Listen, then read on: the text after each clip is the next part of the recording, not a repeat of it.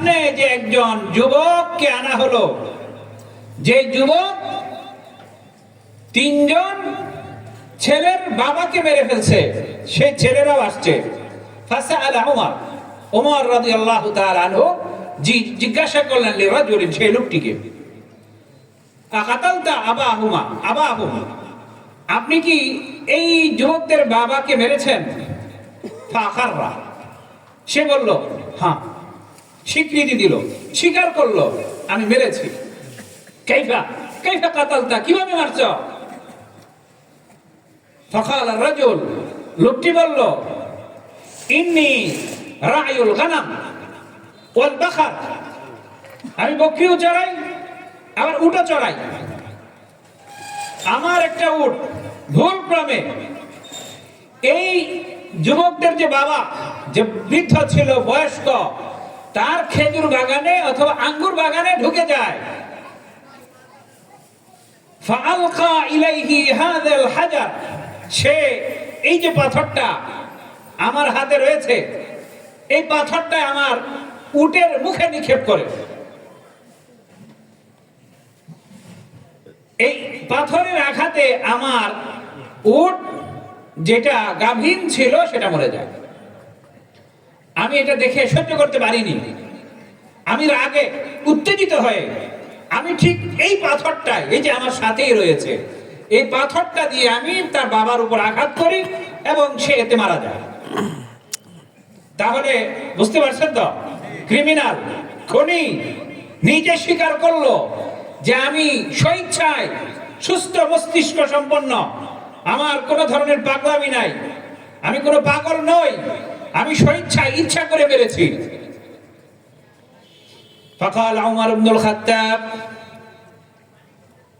আমিরুল মুমিনিন ওমর তিনি বললেন, ফাক্তাসু মিনকা, আমি তোমার কাছ থেকে কিসাস নেব। কিসাস হলো মৃত্যুর বদলে মৃত্যু। তুমি মেরেছ, তোমাকেও মারা হবে, মৃত্যুর বদলে মৃত্যু। যদি এটা আমাদের দেশে থাকতো তাহলে ভয়ে কেউ মানুষ মারত না। আমি একসময় তায়েফ শহরে, সে সম্পদ আত্মসাৎ করা যাবে না, ব্যাংকে মানুষ বিশ্বাস করে টাকা রাখে, সেই টাকা নিজের ক্ষমতা বলে সেগুলো নিয়ে নেওয়া যাবে না। এই সব মিলায় হলো ইসলাম। এই আখলাকটা হলো ইসলামের মূল জিনিস। আমাদের ঈমান যেমন জরুরি, ঈমানের পাশাপাশি আমাদের আখলাক বেশি জরুরি। আমাদের কারোর মধ্যে আখলাক নাই, হুজুর কন, মুজুর কন, সাধারণ মানুষ কন, শিক্ষিত কন, বরং যারা সবচেয়ে বেশি শিক্ষিত তাদের মধ্যেই এই আখলাকের অভাব বেশি। আমেরিকা, আজকে হুজুরে আলোচনা করবেন, উনিও আসতেছেন, হুজুরের কথাই অন্যরকম। সেখানে কোন ধরনের দুর্নীতি নাই, খুব কম। এই যে কয়েকদিন আগে নির্বাচন হলো, ট্রাম্প সে প্রেসিডেন্ট হলো। ট্রাম্প প্রেসিডেন্ট হওয়ার পর আপনারা কি শুনেছেন যে ডেমোক্রেটের যারা ছিল, ডেমোক্রেট হলো জো বাইডেনের পার্টি, এদের কেউ গ্রেফতার হয়েছে এমন শুনেছেন? শুনছেন? পত্রপত্রিকা আসছে যে জো বাইডেনের ছেলে, জুনিয়র জো বাইডেন, তাকে গ্রেফতার করা হয়েছে। শুনেছেন? শুনেন নাই? অথবা জো বাইডেনের দলের বড় বড় নেতারা বাড়ি ছেড়ে পালিয়ে গেছে, এরকম শুনেছেন? তারা কি কোরআন পড়ছে, হাদিস জানে? আচ্ছা, আপনি যদি আমেরিকায় যান অথবা লন্ডনে যান, ইউকেতে যান অথবা নেদারল্যান্ডস যান, সারা দুনিয়ার মধ্যে একটা দেশ রয়েছে যে দেশে কোনো থানা নাই, পুলিশ নাই। আপনারা কি জানেন সেটার নাম? আরে জানতে হবে তো। সারা দুনিয়ার মধ্যে একটা দেশ রয়েছে, এই দেশের নাম হলো নেদারল্যান্ড। কি নাম মনে থাকবে আপনাদের? নেদারল্যান্ডে কোনো থানা নাই, পুলিশ নাই, মানুষ অপরাধ করে না, চুরি করে না, ডাকাতি করে না। দুনিয়ার মধ্যে সবচেয়ে ভদ্র পুলিশ হলো লন্ডনের পুলিশ। এটা জানেন?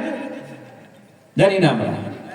লন্ডনের একজন পুলিশ, সে যদি একটা খুনি, চরিত্রহীন, লম্পট, এবং সবচেয়ে নিকৃষ্ট মানুষকেও গ্রেফতার করে, তাহলে সে তার কাছে গিয়ে তাদের ভাষা অনুযায়ী তাকে অভিবাদন জানায়, গুড নাইট অথবা গুড ইভিনিং, ওয়েলকাম স্যার, আপনাকে আমি স্বাগত জানাচ্ছি, এবং স্যার ছাড়া সে কোনো কথা বলে না।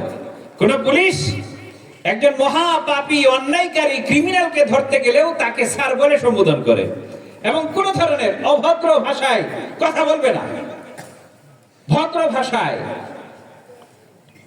তাহলে এই যে সেখানের পুলিশ ভদ্র ভাষায় কথা বলে, সে কোন কোরআন পড়েছে, কোন হাদিস পড়েছে?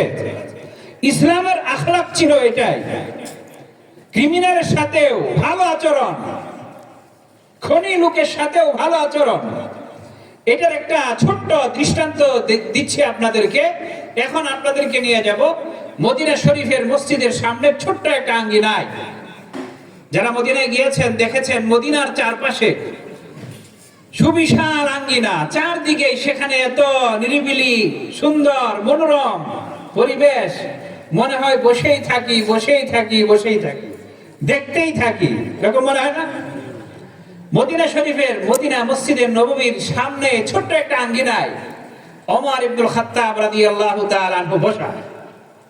আমরা কিন্তু আপনাদেরকে বোঝাচ্ছি যে ইসলাম একজন ক্রিমিনালের সাথে কেমন আচরণ শেখায়, সেটা আপনাদেরকে জানাবো।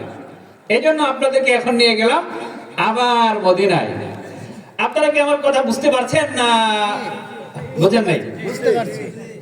আমার কথা এই যে অনেক কিছু আমি জানি কম, তো এই জন্য অন্যান্য হুজুরদের সাথে কথাটা আমার মিলবে না।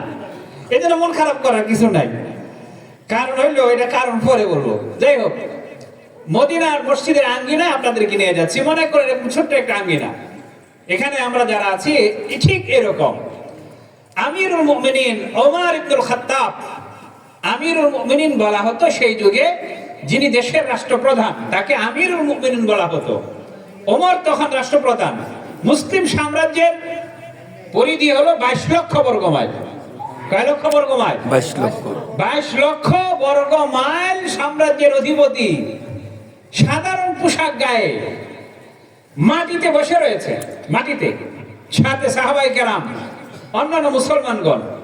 ফাজাআ সালাসাতু শাবিন বিরাজুলিন, তিনজন যুবক আসলো, একজন লোককে ধরে, হাতে ধরে শক্ত করে ধরে নিয়ে আসছে। ফাকালু ইন্নাহু কাতালা আবি বিহাজারিন।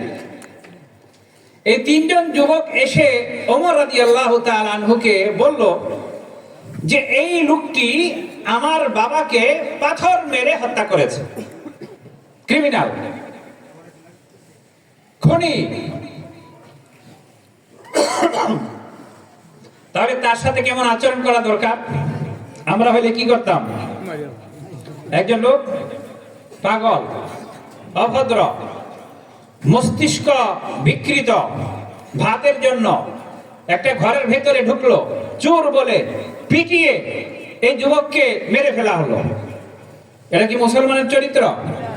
আমরা এখন যে ঘটনা বলছি, এটা হলো বাংলাদেশের রাজধানী ঢাকার, এবং ঢাকার সবচেয়ে শিক্ষিত এবং সবচেয়ে এডুকেটেড পারসন যেখানে বসবাস করে, ঢাকা ইউনিভার্সিটির হোস্টেলের কথা। যারা সেখানে পড়ে তারাই দেশের নেতৃত্ব দেয়। সেখানে তুফাজ্জল নামে ভগ করে আধা পাগল, মস্তিষ্ক বিকৃত লোক, সে খাবার নিতে চাচ্ছিল, খাবার নিয়ে খেয়ে ফেলছিল, এজন্য তাকে পিটিয়ে মেরে ফেলা হলো।